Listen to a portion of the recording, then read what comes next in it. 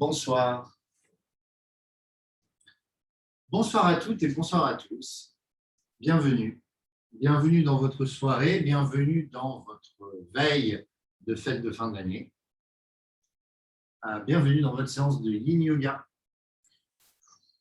On va commencer tout simplement par s'asseoir, par déjà se dandiner un peu de gauche à droite, vraiment comme si on tanguait. Il faut comprendre que quand on accueille quelque chose, quand on veut accueillir quelque chose en yoga, on cherche d'abord une intention. Donc, si vous avez une intention de calme, cette intention, elle doit se traduire par un calme caricatural. Vous êtes sur votre tapis. Donc, quand vous tanguez, tanguez lentement.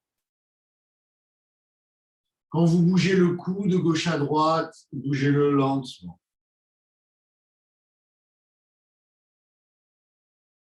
Quand vous faites des grimaces ou des étirements avec les bras, peu importe, faites-le lentement.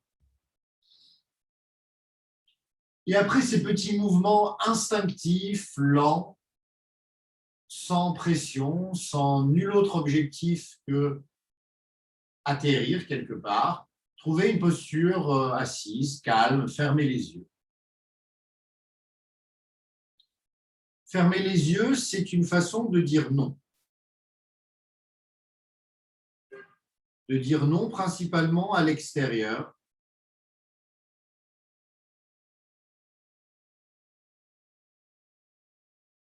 Car ce soir, ensemble, il ne s'agira pas de discriminer le monde extérieur avec notamment la vue.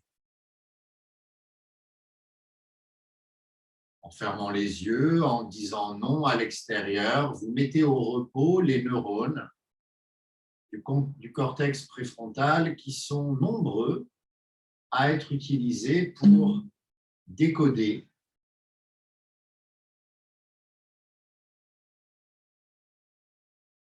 le signal visuel qui est emmagasiné par les yeux. Ils sont donc au repos.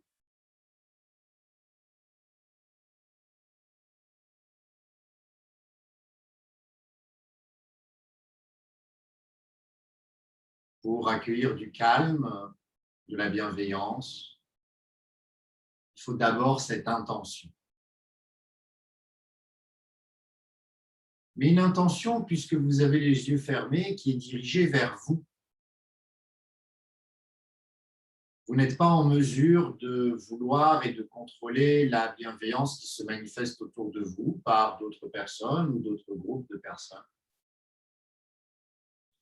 Vous n'êtes pas en mesure de demander au monde de s'ébattre calmement.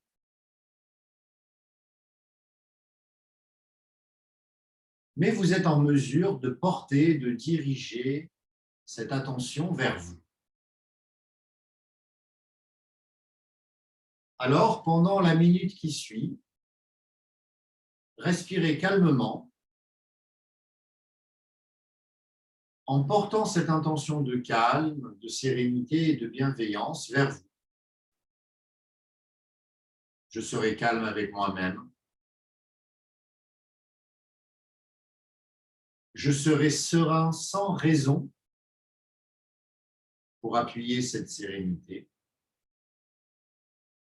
Et je serai bienveillante envers moi-même de façon inconditionnelle également.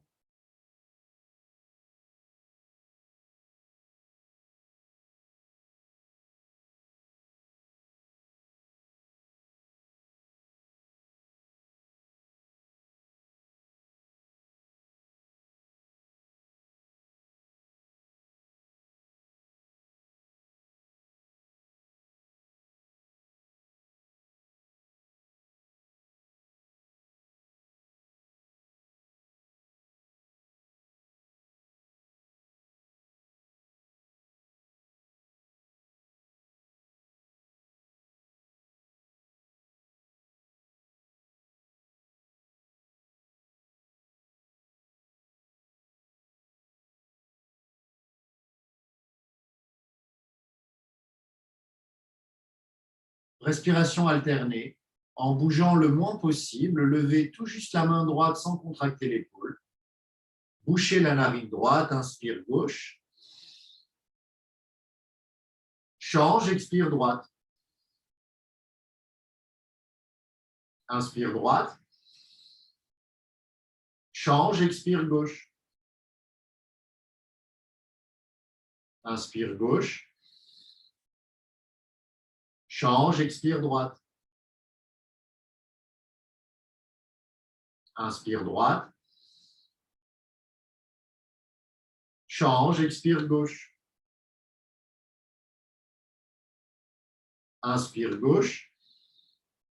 Inspire gauche. Change, expire droite. Inspire droite. Change, expire gauche.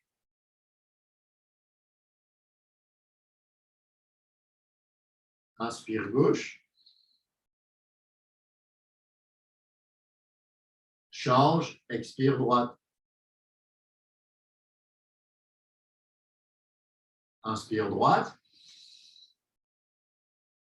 Change, expire gauche.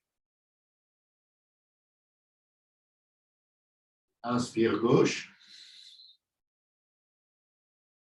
Change, expire droite.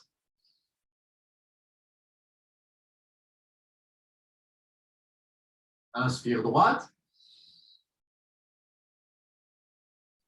Change, expire gauche. Dernier cycle un peu plus profond. Inspire gauche. Un peu plus. Encore un peu plus. On retient. Change, expire droite. Encore plus. Encore un peu plus. On retient. Inspire droite. Un peu plus. Encore un peu plus. On retient. Expire gauche. Un peu plus. Encore un peu plus. Laisse la main droite se reposer. Et observons ensemble les effets de ce premier exercice sur cette capacité que l'on a à traduire notre intention de calme, de sérénité et bienveillance vers notre corps.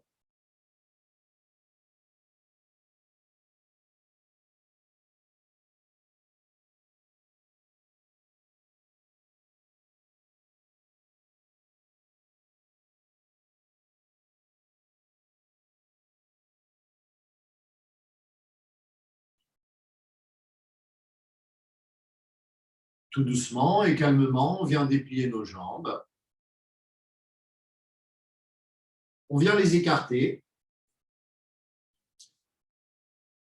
Et on va, en gardant ces jambes écartées, on va simplement ramener vers l'intérieur le pied gauche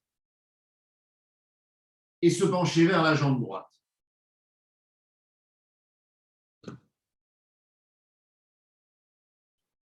L'occasion tout de même de rappeler les principes de notre pratique. 1. Trouver la bonne forme, la bonne frontière, la bonne intensité, qui, je vous le rappelle, est moins intense que ce que vous feriez en Hatha Yoga parce que ça durera plus longtemps. 2. Essayez d'être immobile à l'exception du souffle qui vous permet de parcourir la posture.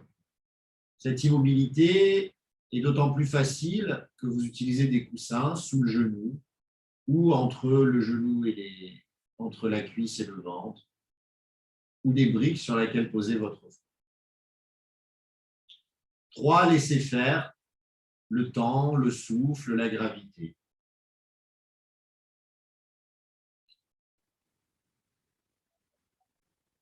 Est-ce qu'on sait véritablement être bienveillant envers soi?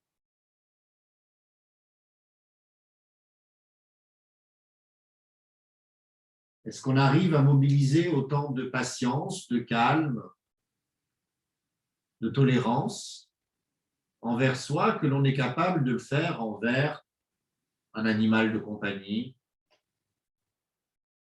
un enfant, un parent? Ou est-ce que c'est plus facile pour nous d'être bienveillant envers quelque chose d'extérieur?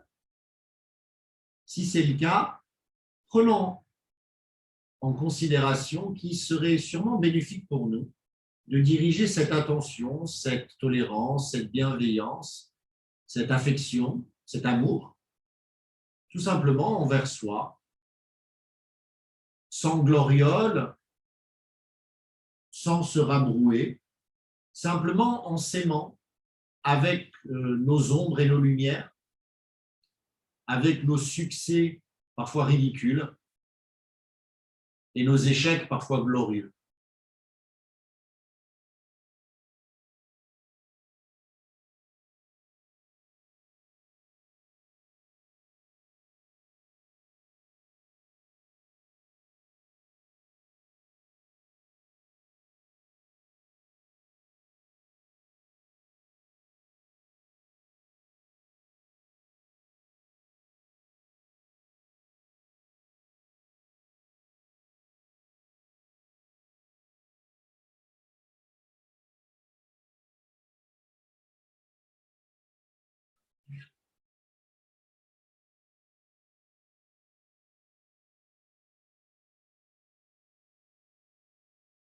Mâchoire relâchée, respiration ventrale, bienveillance complètement tournée vers ce corps, quel qu'il soit, quelle que fût son histoire.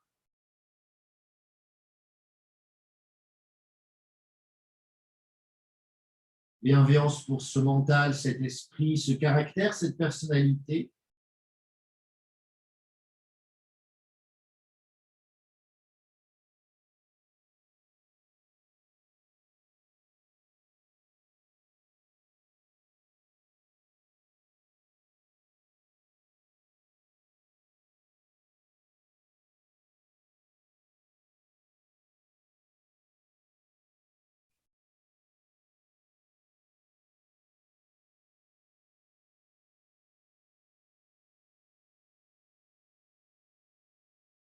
Tout doucement poussé sur les mains et remonter.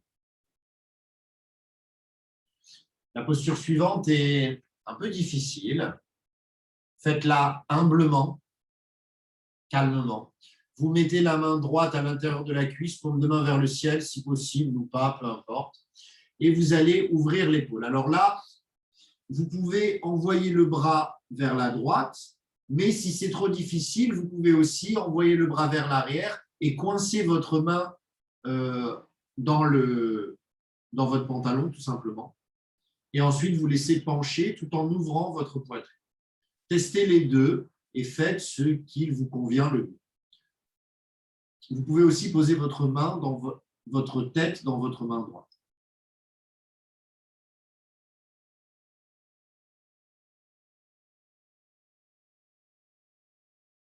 Est-ce que je continue à être bienveillante envers moi quand j'ai la sensation d'être en difficulté dans quelque chose? Est-ce que je ris? Est-ce que je souris de me voir comme ça en difficulté? Est-ce que je me rassure? Ou est-ce que je me flagelle? Est-ce que je me rabroue? Est-ce que je m'humilie? Est-ce que je m'invective?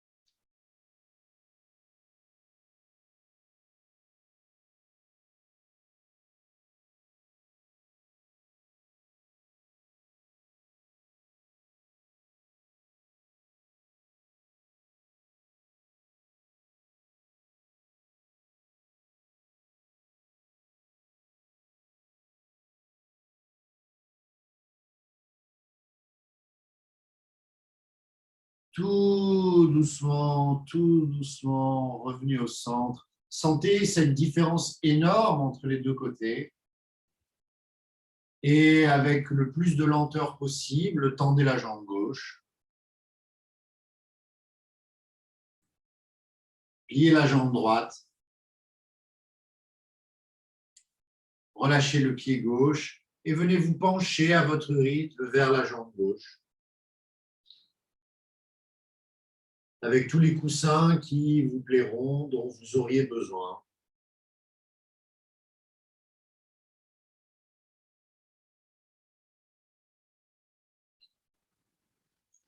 Alors, dans ce mot qui aussi est devenu à la mode, de bienveillance, qu'on utilise plus qu'avant, on parle d'éducation bienveillante, ce dont on ne parlait pas il y a 10 ou 15 ans.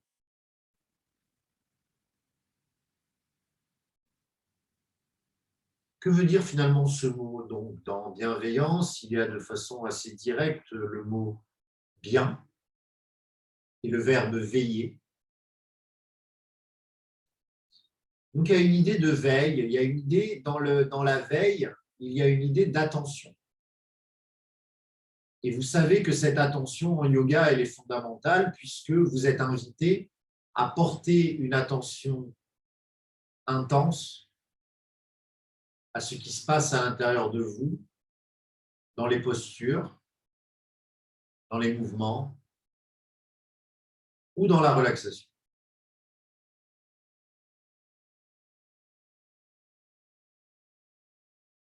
Alors, ça ne suffit pas de veiller, il faut veiller avec bonté, avec tolérance, avec la volonté de veiller et pas la volonté nécessairement de changer et de modifier ce sur quoi on veille. Bien veiller sur un enfant, c'est l'accompagner dans ses désirs, ce n'est pas calquer les désirs que l'on a sur lui. Bien veiller sur un amour, une amitié, un parent, c'est également faire en sorte d'être au courant de son état de santé,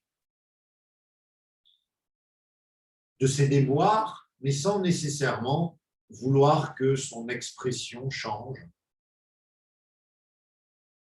Pas s'offusquer, se vexer ou forcer si quelque chose n'est pas comme nous avions la perception.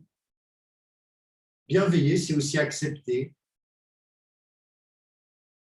les erreurs, les doutes, les colères d'autrui et de ne pas les laisser s'imprégner en nous. Car on veille également bien sur nous et sur notre capacité à ne pas laisser des émotions stagner.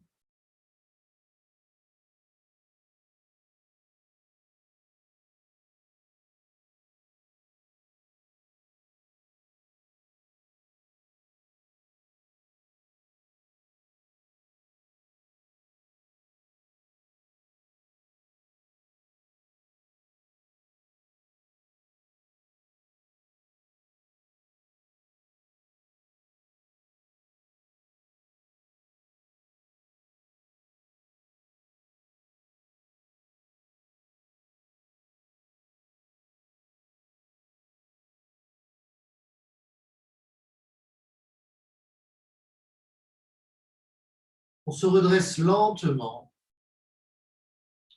On retourne un peu son buste, on ramène le bras gauche à l'intérieur. Alors, on peut soit, c'est la variante que je vais faire moi, poser sa tête sur la main, parce que ça tire beaucoup sur le cou, je trouve, en tout cas chez moi. Donc, j'ai tendance à ménager mon cou. Et moi, la variante que je vais utiliser, c'est que je vais poser ma main derrière ma tête et ouvrir mon aisselle avec mon cou. Après, voilà, vous pouvez passer la main, vous pouvez relâcher la main du bas. Sachez juste que c'est plus intense. Et comme je vous l'ai déjà expliqué, la pratique de yin, c'est toujours une pratique qui est plutôt moins intense et plus longue. Moins intense avec plus de lâcher prise. Moins intense avec plus d'espace pour le corps de faire son travail et encore moins d'espace pour le mental de travailler.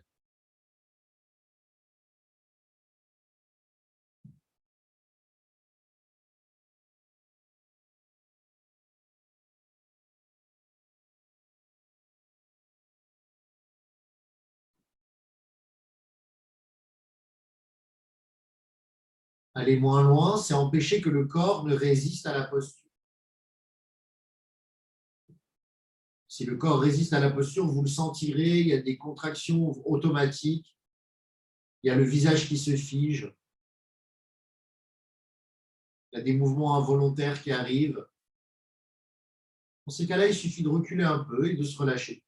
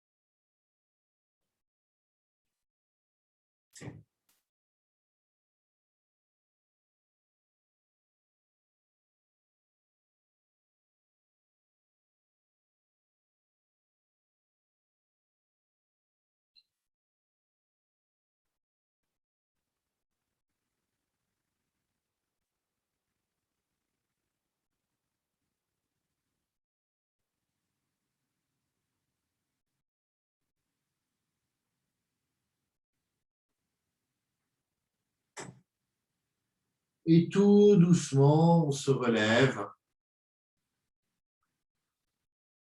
On tend la jambe droite.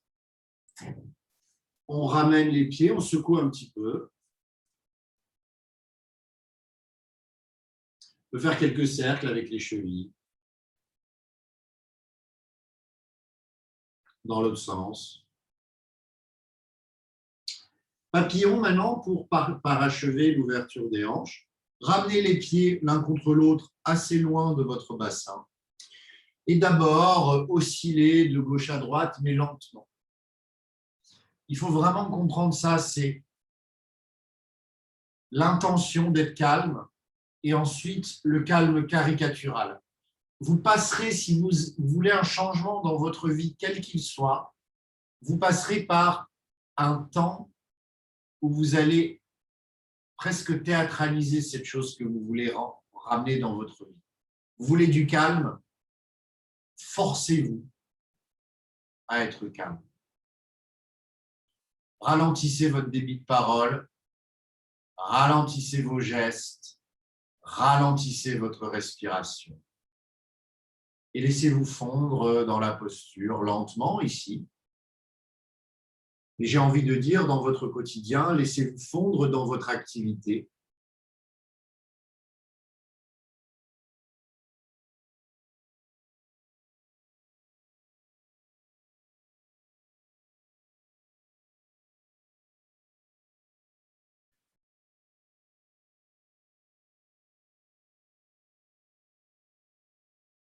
On a un peu tendance à confondre les choses. C'est normal, hein, le langage étant extrêmement limité. Quel que soit le corpus, quelle que soit la grammaire, le langage en tant que tel est un outil de communication limité. D'autant plus limité qu'on ne croit qu'il ne l'est pas. Puisqu'il n'y a rien de pire pour ne pas se comprendre que de croire qu'on s'est compris. Alors on confond le calme avec la paresse. On confond le calme avec l'inaction. On confond le calme avec le je m'en foutisme. Et notamment au sein d'une entreprise où on valorise des mouvements, des prises de parole, des prises d'initiative, des prises de position, de l'action. On a tendance à assimiler le calme à quelque chose de faible, de mou, d'inutile, de pas productif, ce qui, dans notre société, est une condamnation à mort, hein, de n'être pas productif, bien entendu.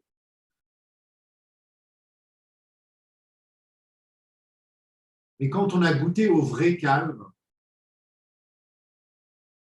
que la pratique du yoga, il est vrai, peut apporter,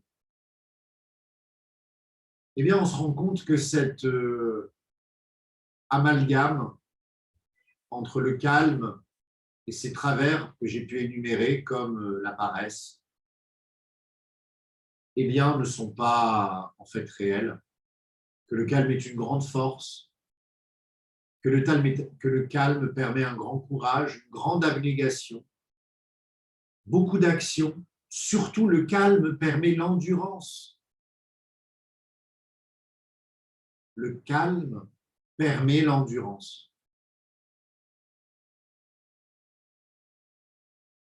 J'ai eu l'occasion un jour de discuter avec un coureur, un marathonien, qui me disait qu'il était indispensable pendant la course de relâcher son visage, car c'est autant d'énergie économisée, énergie que l'on a besoin pour courir. Ça a bien évidemment fait écho à ma pratique de yoga, puisque vous savez, comme j'insiste sur votre visage, parce que votre intention de calme, le premier endroit où ça va être vu, c'est votre visage. Donc, votre intention de calme, s'il y a au moins un endroit vers lequel vous devez la diriger en priorité, c'est votre visage. Tout doucement, redressez. Refermez vos jambes lentement. Mouvement d'essuie-glace. Ça craque un peu. Ce n'est pas très agréable après une posture comme ça, mais soyez d'autant plus lente et d'autant plus calme. Si vous trouvez ce calme dont on parle dans le yin yoga, vous l'apporterez dans le yoga plus actif et ensuite vous l'apporterez dans votre vie. Ramenez le pied gauche devant, 90 degrés la jambe. Penchez-vous vers la gauche, jambe droite également à 90 degrés, mais le pied vers l'arrière. Redressez-vous, relâchez bien la hanche droite et éventuellement penchez-vous un peu vers l'arrière. Et restez. Essayez de laisser diffuser ces quelques petits bavardages sur le calme et la bienveillance. Ils peuvent vous parler particulièrement, ils peuvent être abscons, vous pouvez aussi ne pas être d'accord, ce n'est pas grave. Ce n'est pas des réalités immuables ou des vérités immuables. Ce sont plus des propositions d'expérience. À vous de voir si vous traduisez la bienveillance comme ça, si vous avez envie de la traduire comme ça. À vous de voir si c'est ce genre de calme que vous souhaitez faire venir dans votre vie, un calme serein, un calme qui n'empêche pas l'action, au contraire, qui la sublime, et surtout, qui lui permet de tenir sur la longueur, qualité qui a tendance à nous faire défaut de nos jours, puisque toutes les choses qui tenaient sur la longueur avant le font de moins en moins. Les mariages duraient plus longtemps, les gens gardaient plus longtemps leur maison, leur voiture, leur télé, leur travail.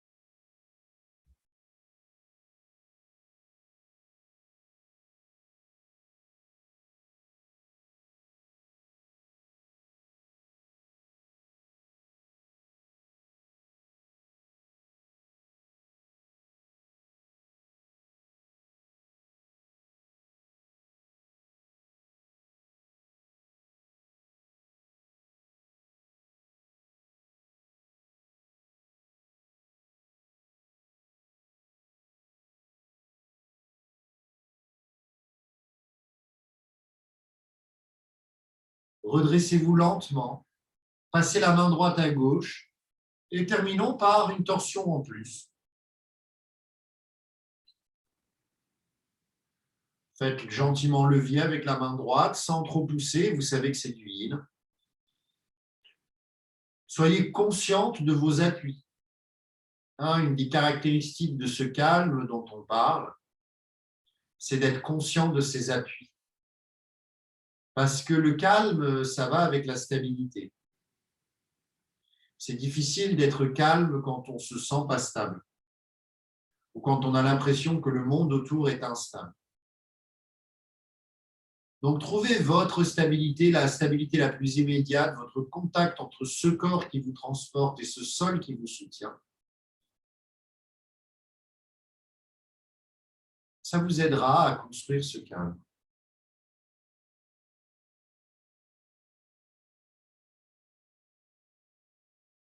Revenez au centre. Penchez-vous vers votre jambe gauche à l'avant. Restez sur vos mains ou sur des briques ou sur des coussins ou sur les coudes ou au sol.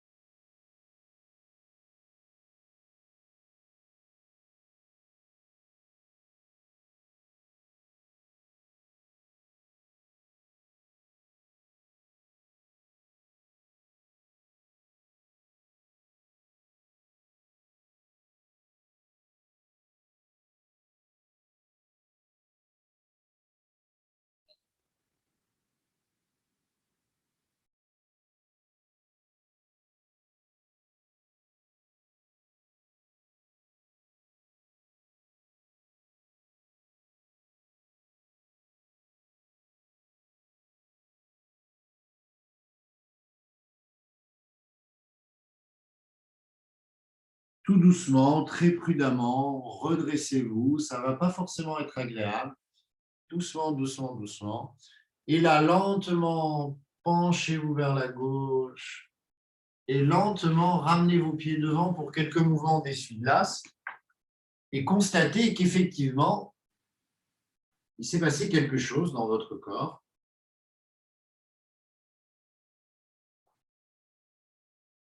Il devrait y avoir une différence entre les deux côtés. Quelque chose qui est finalement pas très agréable parce qu'avoir une asymétrie comme ça, c'est à première vue pas très agréable. On va bien évidemment faire l'autre côté. Vous allez placer votre jambe droite devant en vous penchant vers la droite, en plaçant la jambe gauche à 90 degrés, en vous redressant un peu et en vous penchant vers l'arrière. De toute façon, vous savez que les premières dizaines de secondes de la posture sont consacrées à une double activité, se relâcher et s'installer.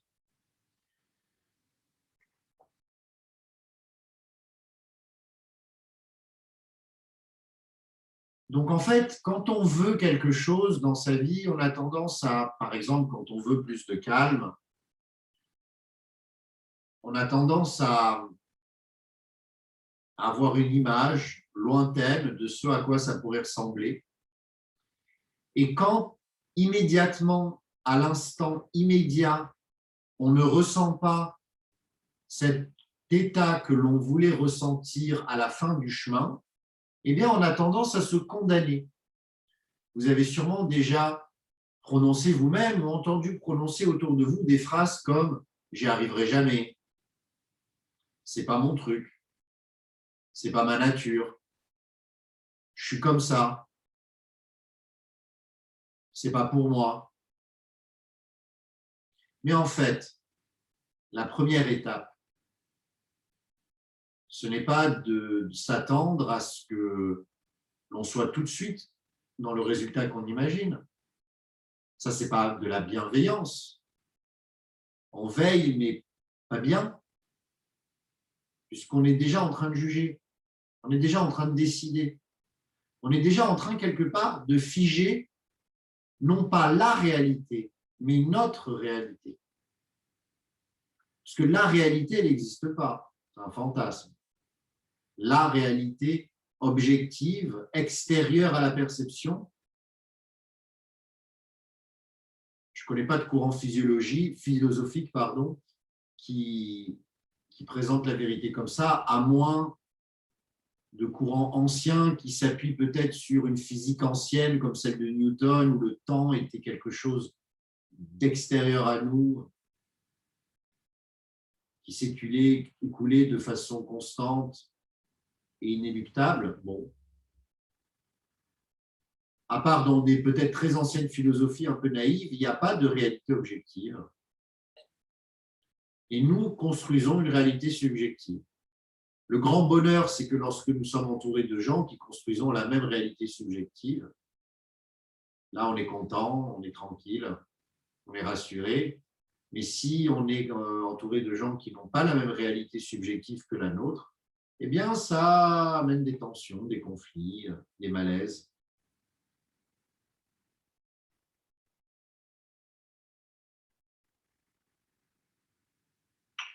Redressez-vous et tournez-vous en passant la main gauche à droite.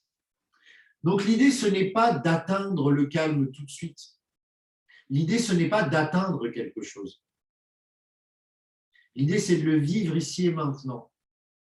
Alors oui, au début, quand vous allez vouloir accueillir un changement dans votre vie, au début, il va vous falloir y croire.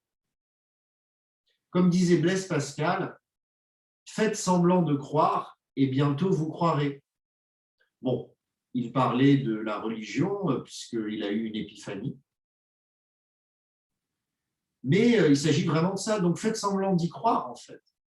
Et exagérez, caricaturez le calme sur votre tapis. Caricaturez la bienveillance envers vous.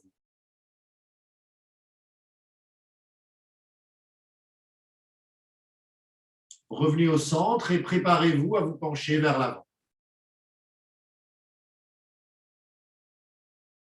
Restez toujours bienveillante dans les transitions.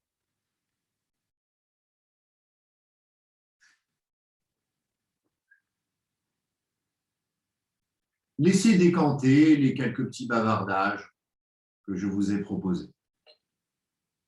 Voyez s'ils sont, si vous avez envie de les accueillir tels quels ou si vous avez envie de les modifier pour que ça vous parle de façon encore plus précise et encore plus intime.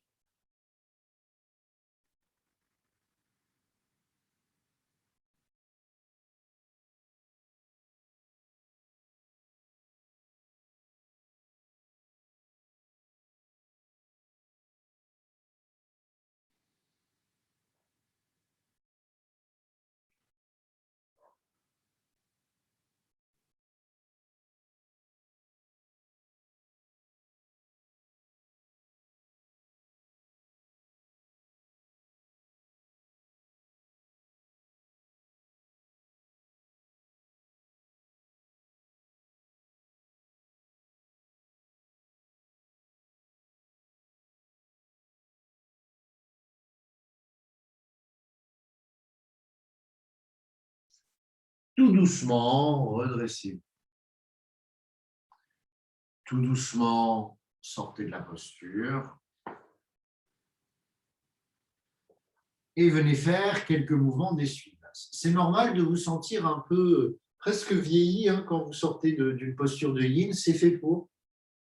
C'est vraiment fait pour. Vous allez voir, au bout de quelques mouvements, les choses se remettent à circuler et vous vous retrouvez avec un corps plus léger, plus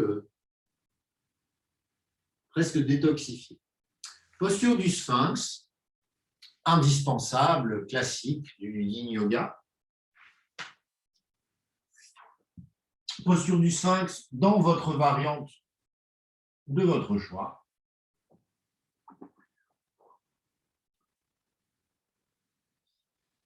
Et on va continuer un petit peu avec le troisième mot qu'on s'est suggéré un peu ce soir. On disait qu'on aimerait bien un peu de sérénité. Alors, Je vais commencer par vous offrir la définition qu'on donne de la sérénité et la contester quelque part. On dit de la sérénité que c'est le caractère d'une personne qui, par les expériences de sa vie ou une certaine sagesse qu'il a ou qu'il aurait accumulée, il devient insensible aux perturbations du monde autour de lui. Non, non, non. C'est une mauvaise conception de la sérénité. C'est une mauvaise conception aussi de ce qu'apporte le yoga. Lorsque l'on est serein, on n'est pas insensible. On ne s'attache pas à la sensibilité. Lorsque l'on fait beaucoup de méditation, ou lorsqu'on atteint cet état que je ne pourrais pas nommer véritablement, mais cet état de calme, on va dire, de béatitude, on pourrait dire, on n'est pas insensible, on ne devient pas insensible. On ne devient pas insensible à la faim dans le monde. On ne devient pas insensible aux souffrances autour de nous. On ne devient pas insensible à quelqu'un qu'on aime qui est malade ou une déliquescence ou une décrépitude qu'on pourrait percevoir autour de nous. Seulement, on s'accepte, on sait qu'on est sensible et qu'on a le droit de l'être et que ça fait partie du miracle de l'existence et que cette sensibilité nous rend peut-être particulièrement tristes aujourd'hui, maintenant, mais que de façon certaine, elle nous rendra particulièrement joyeux. Donc la sérénité, c'est vrai que c'est quelque chose qui n'est pas drossé de Karib Dansila par les changements autour, c'est vrai. Une partie de la définition, je m'y identifie, je suis d'accord, mais je n'aime pas le mot insensible dans la définition proposée. Je pense que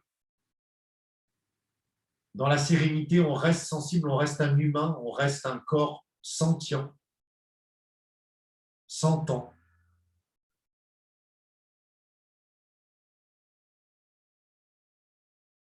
Et ce serait triste si la sérénité, ça nous rendait insensibles. Ce serait triste si on n'était plus touché par les malheurs des autres et de ceux qu'on aime. Mais on ne se rajoute pas sur la liste des victimes. C'est ça la sérénité. C'est qu'on a beau assister à des choses qui sont des mouvements parfois vraiment désagréables, on s'autorise notre sensibilité à s'exprimer et on ne s'identifie pas à cette sensibilité. Et elle finit par partir, en fait. Mais on garde cette sensibilité. Et je sais que je suis souvent confronté à ça quand on me demande « Bon, alors, est-ce que le yoga, ça rend insensible, démotivé, idiot ?» Non. Non. On reste nous-mêmes, mais une meilleure version. Quelqu'un de sensible, voire d'hypersensible, puisque ce mot est devenu aussi à la mode, c'est pas en faisant de la méditation ou quoi qu'il perdra une certaine... il perdra pas la graine de sa sensibilité. Il perdra ce que la graine devient. Il perdra les effets, en fait, néfastes de son hypersensibilité. Mais il en gardera les subtilités.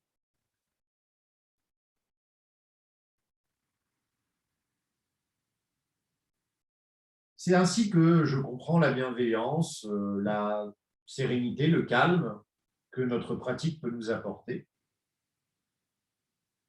N'hésitez pas à apporter votre vision, n'hésitez pas à ne pas être d'accord.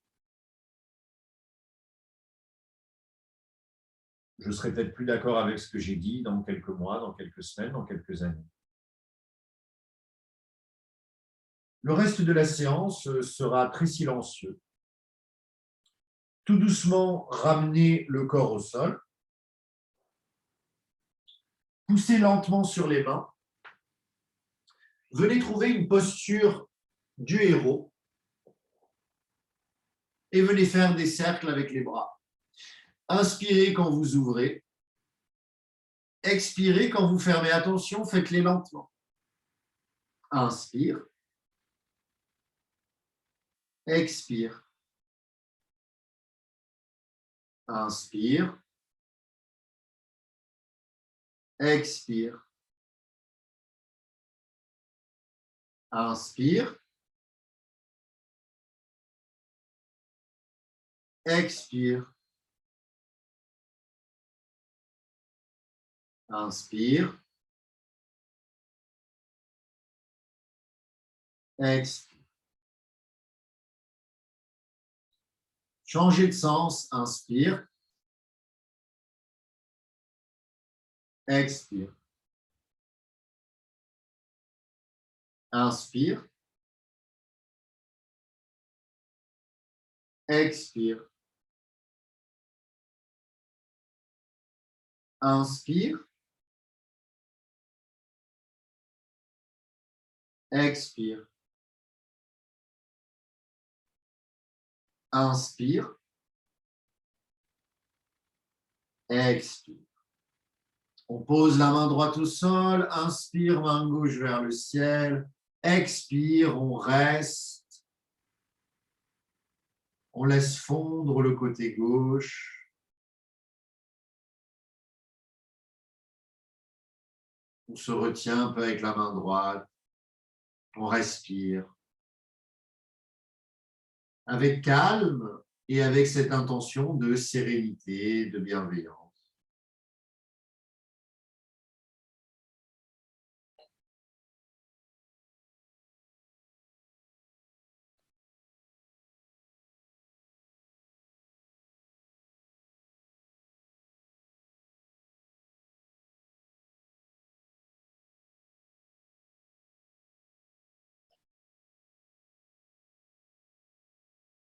Inspirez, redressez. Expirez, autre côté.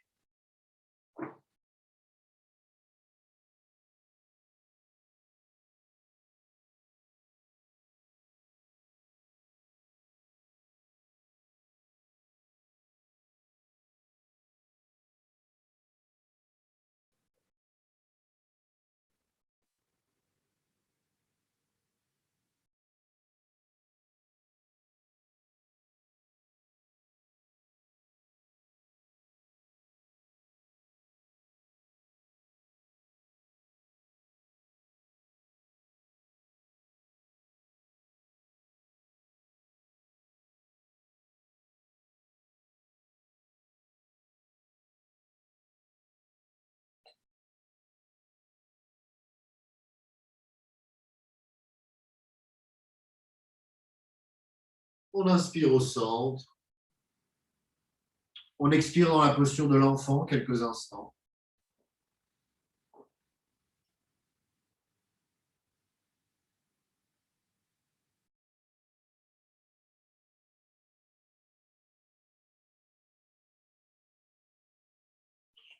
On vient faire la posture maintenant du nœud papillon, où on va croiser son bras droit au-dessus de son bras gauche et s'allonger dessus. Vous voyez? Donc, vous éloignez les épaules des oreilles. Vous allez croiser votre bras droit d'abord au-dessus du bras gauche et ensuite, vous allez, comme un nœud de papillon quelque part, et ensuite, vous allez fondre vers le sol. Vous pouvez avoir un coussin devant vous ou des briques pour que ce soit plus agréable. Ça devrait, bien entendu, tirer dans les épaules.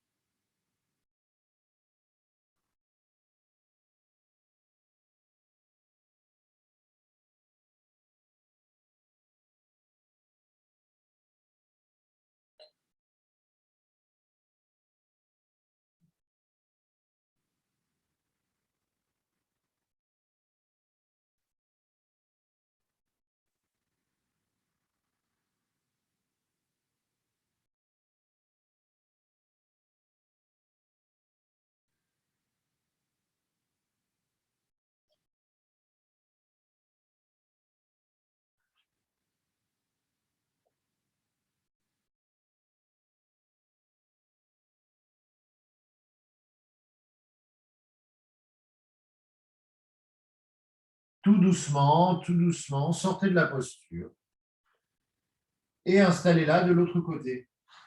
Pour que ce soit plus facile, vous pouvez remonter sur vos genoux, croiser le bras gauche au-dessus et ensuite rééloigner vos genoux. Passez peut-être par une posture qui ressemble à celle du sphinx. Éloignez vos épaules et ensuite fondez dessus.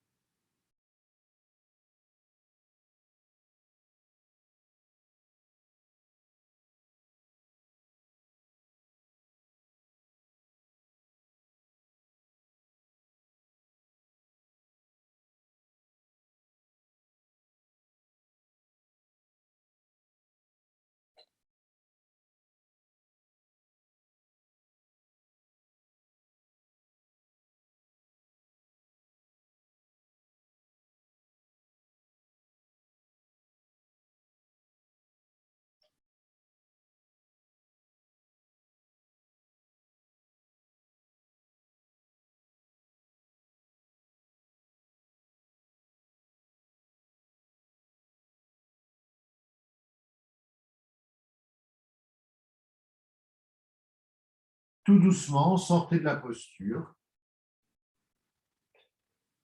Passez par une posture du héros où vous allez secouer un peu tout ça mollement.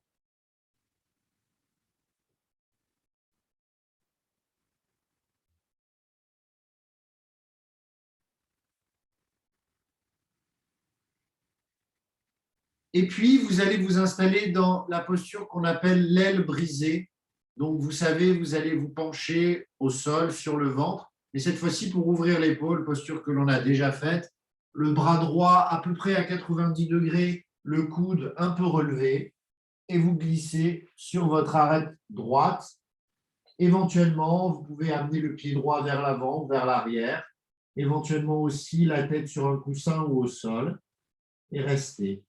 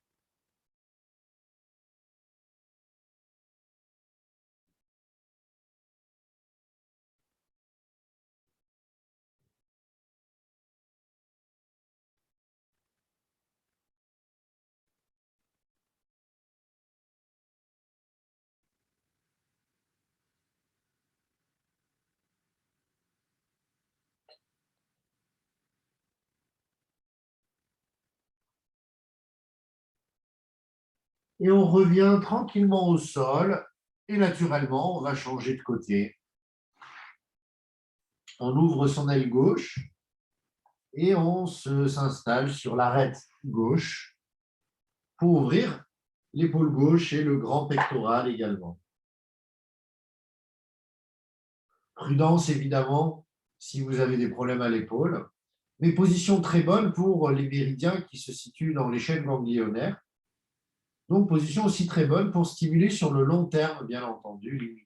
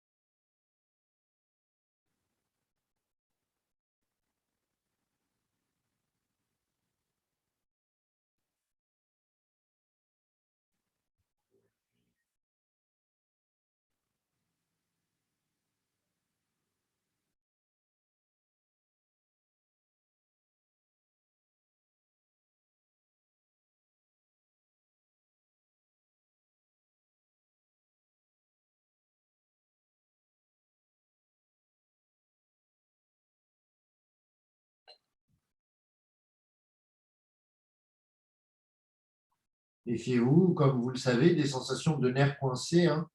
Vous reconnaissez assez facilement une sensation nerveuse, un nerf coincé. Sortez tout simplement de la posture si c'est le cas et réinstallez-la.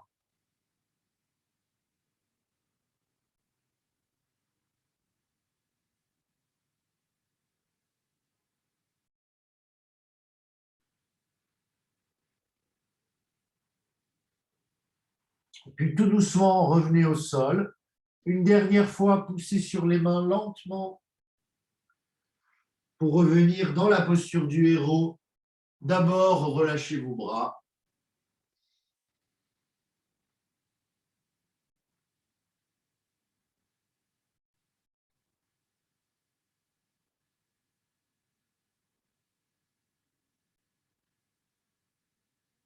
Vérifiez que vos deux épaules vont bien.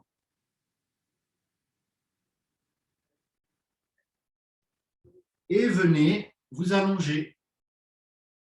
Venez vous allonger sur le dos pour votre posture de relaxation.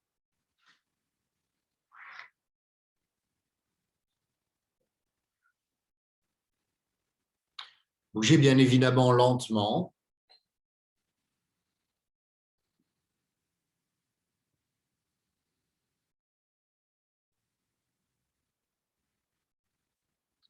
Couvrez-vous efficacement et faites confiance en fait à votre corps, mais pas seulement à votre corps, à tout ce qui constitue ce sentiment d'individualité que l'on a, le corps, les idées, les pensées, les émotions, la personnalité, le caractère, les habits qu'on porte, que sais-je, ce que l'on identifie comme soi, le corps, l'esprit. Faites-lui une confiance totale en disant, eh bien, il n'y a plus rien à faire maintenant, rien à faire d'autre que laisser décanter les informations physiques que le corps a reçues. Les pressions, dépressions, les ouvertures, les compressions. Laissons également le temps à l'esprit d'accueillir ces notions de calme, de bienveillance et de sérénité qu'on a essayé ensemble ce soir de décortiquer un petit peu. Confiance et calme, confiance en vous, confiance en ce moment. Vous êtes en sécurité, vous pouvez tout, tout, tout relâcher.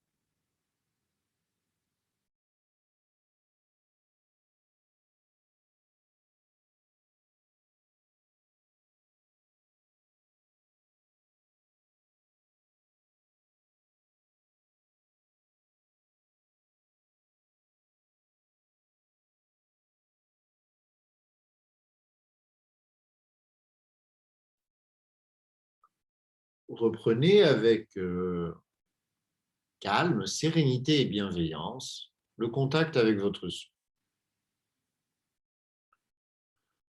Accompagnez lentement votre corps à venir s'asseoir mollement. Restez, vous êtes encore sur votre tapis, vous avez encore le droit d'être molle, d'être vraiment douce, d'être presque ensuquée, comme on dit chez nous dans le sud de la France.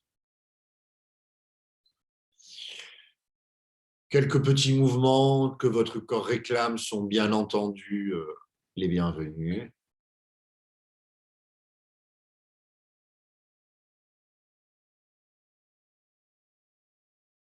Venez frotter vos mains gentiment.